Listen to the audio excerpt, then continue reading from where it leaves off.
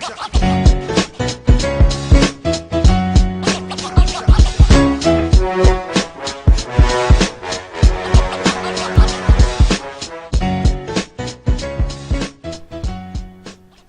everyone to the House of More Politics. Okay, the question I have today is, why are the Republicans wanting to block President Obama's nomination to the Supreme Court? Just the other day, President Obama announced his choice, his nominee, MERRICK Garland. He's a DC Circuit Court judge. He graduated from Harvard University. He's been at the DC Circuit Court for roughly 20 years. He was appointed by President Clinton at the time. He was confirmed 76 votes for, and I think about 36 against. I'm not sure. And it was a bipartisan nomination to that court. So, but I've been hearing a lot on CNN, MSNBC, Fox News, that this guy is a boring guy, that this guy hasn't done anything, anything to grab the nation's attention. So why would he be considered a Supreme Court justice? And I'm saying to myself, why would you call this guy a boring, bland guy? I mean, he's had an awesome career. I mean, he was, I want to say he was a lawyer. I mean, he got his law degree. He practiced law. He became a judge. He made it to the D.C. Circuit, and he got nominated to the Supreme Court. I think that's a pretty awesome career. He's 62 years old. So, which, by the way, I'm learning now that being 62 and being appointed to the Supreme Court is not unheard of, but that's considered too old, because you would say, okay, this guy's going to be on the court for maybe about 8-10 years before he retires. At the most, he'll be there 20, and maybe if he doesn't retire, he'll probably pass away. Nobody's expecting the guy to pass away, but to be 62 and appointed to the Supreme Court, you would probably want to appoint someone in their mid to early 50s. Give him some time, a couple of years to mature on the bench. But, hey, regardless, he got, I guess as a culmination of his career, he got nominated to the Supreme Court. So that's awesome. Hey, go MERRICK Garland. But why are the Republicans trying to block this nomination? Why are they not trying to at least talk to the guy? Yes, okay, you may hate Obama and you want to stop him in everything that he does. But why are you taking that out on Justice Garland? I mean, what did he do to you? So, I've said in other posts that, people like Ted Cruz and Mitch McConnell, the Senate Majority Leader, they're spouting where there's been an 80-year precedent of not appointing someone in a presidential election year, and we should hold out for the new president. And now, just recently, Senate Majority Leader Mitch McConnell got on the floor of the Senate and started quoting a Biden rule. Then Vice President Joe Biden was a member of, he was a senator, and he was a member of the Judiciary Committee. If not, I don't want to say he was a ranking member, but I know he was a part of the Judiciary Committee. And listen to what Mitch McConnell had to say about that. As Chairman Grassley and I declared weeks ago and reiterated personally to President Obama, the Senate will continue to observe the Biden rule. Let me remind colleagues of what Vice President Biden said when he was chairman of the Judiciary Committee here in the Senate. Here's what he said. It would be our pragmatic conclusion that once the political season is underway, and it is, action on a Supreme Court nomination must be put off until after the election campaign is over. That is what is fair to the nominee, he said, and is central to the process. Otherwise, it seems to me, Chairman Biden went on, we will be in deep trouble as an institution. Others may fret, he said, that this approach would leave the court with only 8 members for some time. But as I see it, Chairman Biden said, the cost of such a result, the need to re-argue 3 or 4 cases that will divide the justice 4-4, are quite minor compared to the cost that a nominee, the president, the Senate, and the nation would have to pay for what would assuredly be a bitter fight, no matter how good a person is nominated by the president. Chairman Joe Biden. Okay, so there you have it. Then Vice President Joe Biden was a member of the Judiciary Committee, and he came, based on what Mitch McConnell said. He says, why should we nominate or consider a person for the Supreme Court during an election year? All right, you heard what he said. I'm not going to go and repeat what he said, but you heard what he said. Why do that? It's going to be bad for the nation. It's going to be bad for the court, maybe. So we should hold out until the new president comes in to nominate. So the Republicans are holding to what they call the Biden rule. I want you to take a listen at what then Senator Joe Biden had to say. And see if you can catch it. See if you can spot it. It took me a minute, but see if you can spot it. As a result, it is my view that if a Supreme Court justice resigns tomorrow or within the next several weeks, or resigns at the end of the summer, President Bush should consider following the practice of a majority of his predecessors and not name a nominee until after the November election is completed. The Senate, too, Mr. President, must consider how it would respond to a Supreme Court vacancy that would occur in the full throes of an election year. It is my view that if the President goes the way of Presidents Fillmore and Johnson and presses an election year nomination, the Senate Judiciary Committee should seriously consider not scheduling confirmation hearings on the nomination until after the political campaign season is over. And I sadly predict, Mr. President, that this is going to be one of the bitterest, dirtiest presidential campaigns we will have seen in modern times. I'm sure, Mr. President, after having uttered these words, some will criticize such a decision and say there was nothing more than an attempt to save a seat on the court in hopes that a Democrat will be permitted to fill it. But that would not be our intention, Mr. President, if that were the course we were to choose as a Senate, to not consider holding hearings until after the election. Instead, it would be our pragmatic conclusion that once the political season is underway, and it is, action on a Supreme Court nomination must be put off until after the election campaign is over. That is what is fair to the nominee and essential to the process. Otherwise, it seems to me, Mr. President, we will be in deep trouble as an institution. Okay, so there you have it. What was Joe Biden talking about? Did he, in fact, say the same things that Mitch McConnell was saying? Before you say he was, he wasn't. And that's the beauty of politics. That's why this is the House of More Politics. Senator Joe Biden was talking about, if you go back to 1992, and I was a lot younger in 92. As a matter of fact, 92 was a good year. But if you go back to 1992, this was during the re-election of George H.W. Bush. See, now there's a difference that we're talking about here. George H.W. Bush was running for re-election. President Obama will not be here.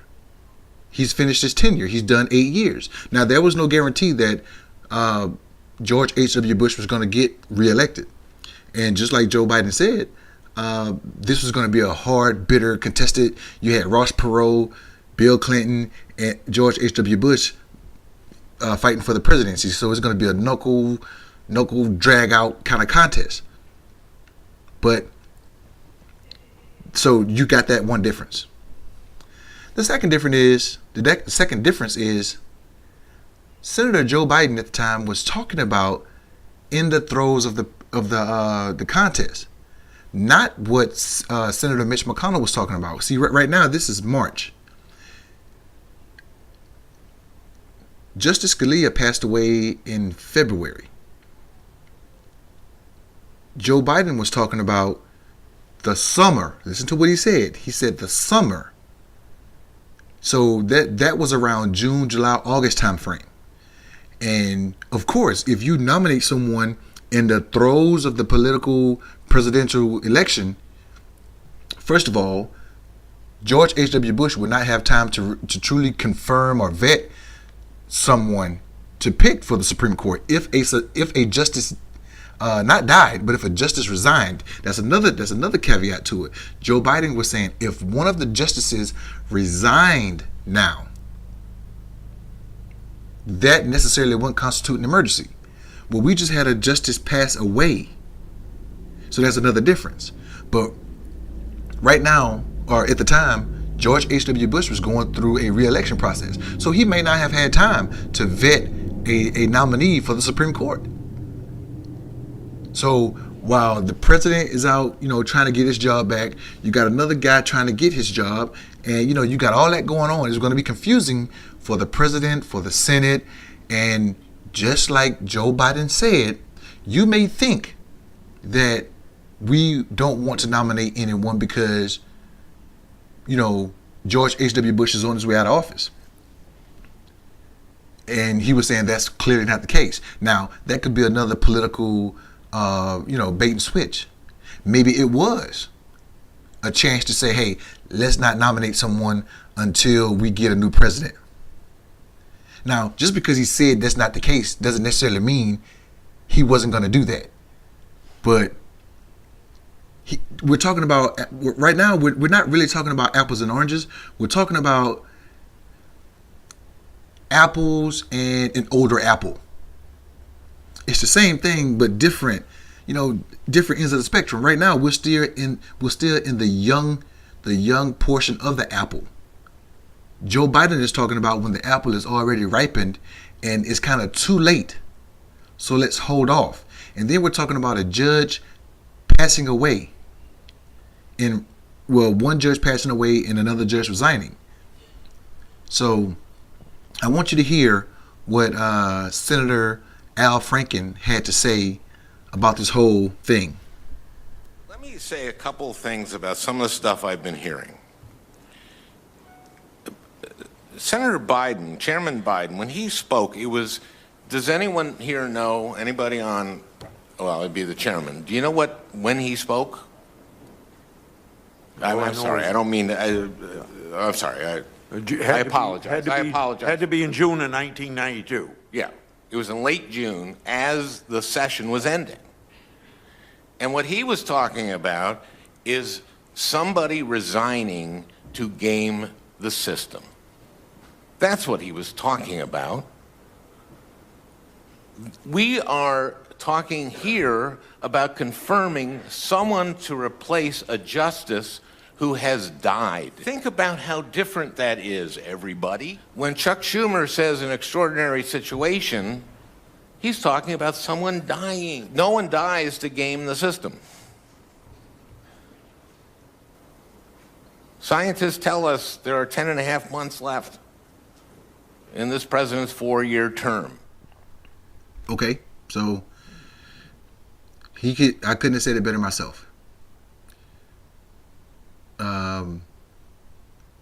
I'm not sure, and I can go back and do some more research, but based on what Al Franken was saying, I guess one of the Supreme Court justices was talking about resigning now during the election season so that George H.W. Bush can assign a replacement instead of waiting until after the election and doing it then, because who knows if H.W. Bush was going to get reelected or not. So I guess that justice wanted to resign early to try to game the system. And Senator Biden at the time was saying, hey, we're not gonna confirm anybody. We're not gonna hold any hearings if that happens. He didn't necessarily go and say somebody was gaming the system, but he's saying, hey, because we nominate, I think the Republicans and the Democrats have their conventions in July timeframe. Okay, so once they have their nominations, you go right into the presidential process. So, you got these presidential nominees crisscrossing the country. So they have their nominees. And at the time, because George H.W. Bush was going for re-election, nobody ran against him. So it was already known that he was going to run. Now, you did have Ross Perot come out of nowhere, but he was going on a different ticket, not the Republican Party. So you got these guys, you got a Republican and a Democrat and an independent, or whatever Ross Perot's party was, crisscrossing the country. Crisscrossing the country and doing forums and rallies and debates. Not going to have time to nominate someone. So they were talking about gaming the system. And Al Franken said it beautifully. He also put in there a joke toward the end that scientists say that there's 10 months left in this president's term. And by the way, Senator Mitch McConnell would say, let the people decide. Let it be a referendum on the court. Do we want, because right now we got 4 conservative justices and 4 liberals. Let the people decide if we want to keep it a conservative court or if we want to make it a liberal court. Let the people decide. Let the people choose a president and decide. Well, I hate to break it to them, but the people already decided. They decided in 2012 when they re-elected Barack Obama. He has to do a 4-year term, and that term does not end until January of 2017. He has up until then to nominate someone, which is what he did by going to get Merrick Garland. So that's the politics of it. Mitch McConnell went back over 20 years to try to pull out some Biden rule out of his hat, and a senator of 2016 called him out on it. Also, he also made in that speech, in that little commentary, I didn't put it in here, but he talked about Barack Obama not or standing up to do a filibuster against Samuel Alito. Well, Barack Obama was doing the same thing that the Republicans have been doing for his last 8 years or 7 years in the White House, making them go to a 60-vote majority, making them block the filibuster with a 60-vote majority. They're only doing what the Republicans have already done. That's the politics of it. Well, you did it to me, so I'm going to do it to you. Childish, right? But that's the game that they play there. So, for the last 2 days now, Merrick Garland has been meeting with members of Congress, mostly Democrat. I have yet to hear him meet with a Republican yet, but I've heard that some Republicans are coming around saying that they may give him a shot. Senator Grassley, who's a Republican leader, he's a Republican chairman of the Judiciary Committee. He's saying, hey, if I can meet with a dictator, I can meet with, Merrick Garland. That makes sense. So, will he get nominated? Will Merrick Garland be that guy to get nominated and go for a vote? We got all summer to find out. So right now, I've seen reports that they're already giving pressure to members of Congress, telling them to do their job, and the Republicans are already lost. Now, the Democrats got their problems because a lot of people are not flocking to Hillary Clinton. She don't have that support that Barack Obama had, so everybody's kind of skeptical. You got Senator Bernie Sanders, her opponent, saying that he may take his argument to the convention. They're not going to have a broken convention because, when Barack Obama and Hillary Clinton were going at it, he had the delegates, she had the popular vote. So she wanted to say, hey, superdelegates, come my way. I did this in the last post. Well, now Hillary Clinton is winning the popular vote and the delegates. So I don't know what argument Bernie Sanders has. You got the Republicans who are going bat crap crazy over Trump. And Trump is now talking about riots if he don't get the nomination. So a lot is going to happen this year. You have got to stick with the House of More Politics. Subscribe to the channel. Send me some feedback. Give me some likes. Let me know what you guys think. It's getting hot, and I love it. Hey, until then, peace.